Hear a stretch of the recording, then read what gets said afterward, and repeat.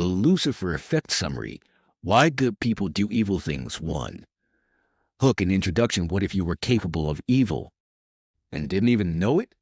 Sounds impossible, right? But psychologist Philip Zimbardo, the man behind the infamous Stanford Prison Experiment, proved otherwise. In his book, The Lucifer Effect, Zimbardo reveals a chilling truth. Evil isn't born, it's made. Not just by bad people, but by bad systems, toxic environments, and the quiet compliance of ordinary individuals. Let's dive into the psychology of darkness and discover why even good people can cross over to the other side. 2.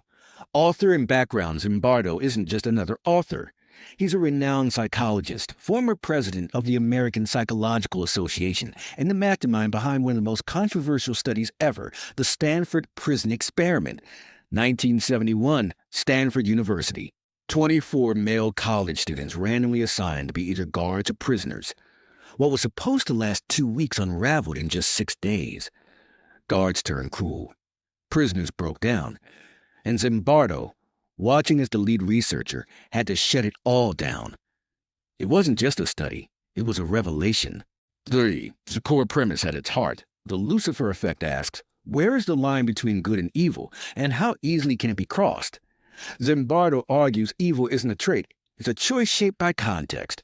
Situational forces like peer pressure, fear, or authority can override values and morals. He coins the Lucifer Effect, inspired by the fallen angel.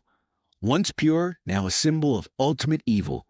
It's a metaphor for how good people can descend into darkness under the right conditions. 4. Stanford Prison Experiment. In depth, the volunteers were screened to be mentally healthy.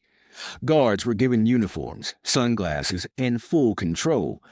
Prisoners were stripped, the louds given ID numbers, and locked up.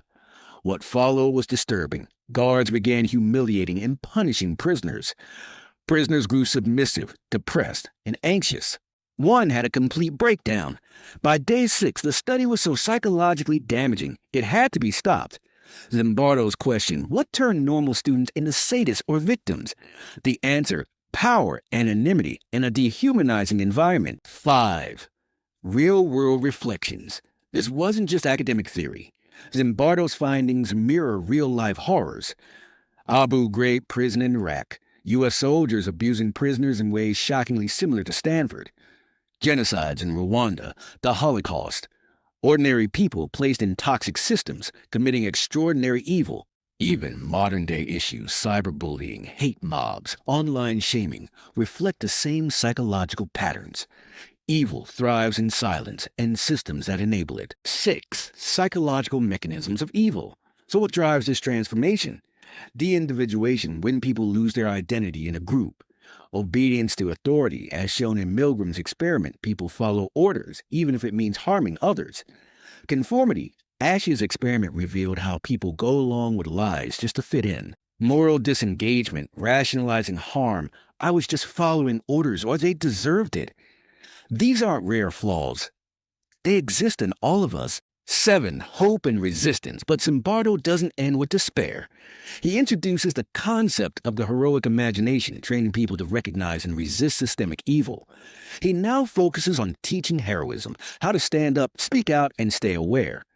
Because if environments can corrupt, they can also inspire courage. Heroes aren't born, they're made. Just like villains. 8. Final thoughts. The Lucifer Effect is a wake-up call. It forces us to ask, are we really in control of our actions? We're just one situation away from becoming unrecognizable.